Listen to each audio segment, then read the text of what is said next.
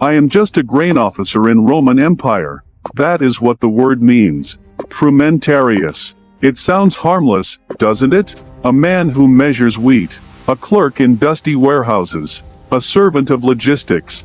That is what the senator thought too, until I knocked on his door at night. The street was silent when I arrived. Rome always feels different after dark. The noise fades, but the tension does not. Oil lamps flicker behind shutters. Slaves whisper.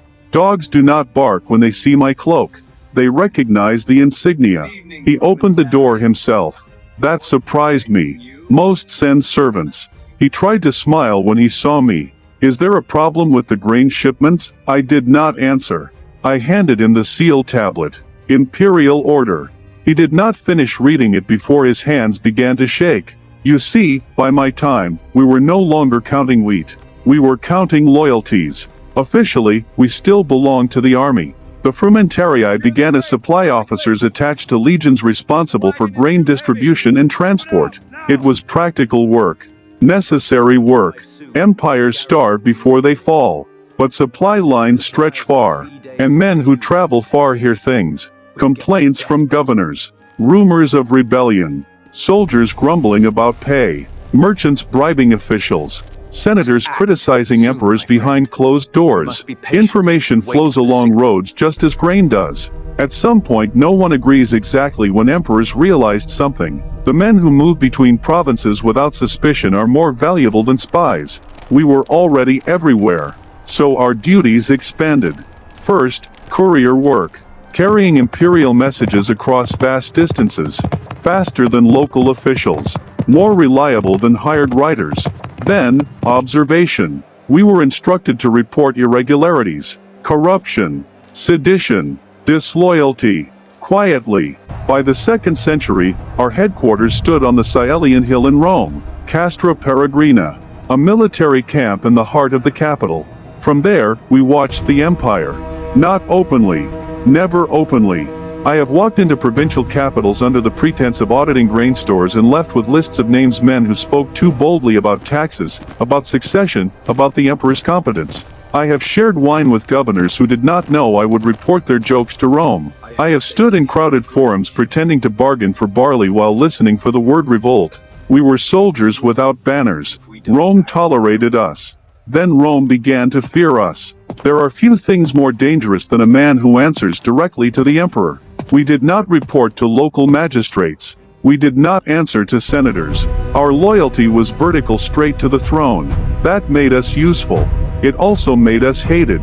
People lowered their voices when we entered a room. Conversations ended. Letters were burned. Some called us necessary. Others called us parasites. There were accusations of extortion, of fabricating charges, of using imperial authority for personal gain, and I will not lie to you, some did. Power, when hidden, corrodes faster. By the 3rd century, the empire was unstable. Emperors rose and fell quickly. Assassinations were no longer shocking, merely scheduled. And we, who had once served as the emperor's eyes and ears, became something else in the public imagination. Secret police, informers, tools of fear. Even emperors began to distrust us. Because if we could watch senators, we could watch them. When Diocletian came to power, he rebuilt the empire with cold efficiency. Administration restructured. Provinces reorganized. Authority clarified. And us?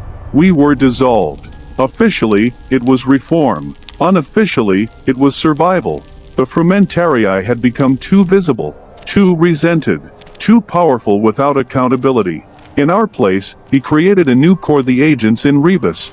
Different name, similar function, cleaner structure, tighter control. But the lesson was clear. Rome could not afford an intelligence service that frightened Rome itself. I delivered my final tablet on a morning without ceremony. No arrests, no whispers, no night knock, just an order relieving me of duty.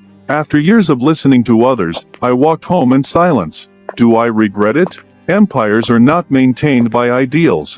They are maintained by information. We did not invent surveillance. We perfected it. Every empire believes it must watch its people to survive. But there is a cost. When citizens begin to fear the knock at the door more than foreign enemies, something fundamental has shifted. I was a frumentarius, a grain officer, a courier, a spy, and for a time, I was the quiet shadow behind Rome's power, until Rome decided it no longer wanted to see its own reflection. Frumentarii is gone, but its ideology of control hasn't.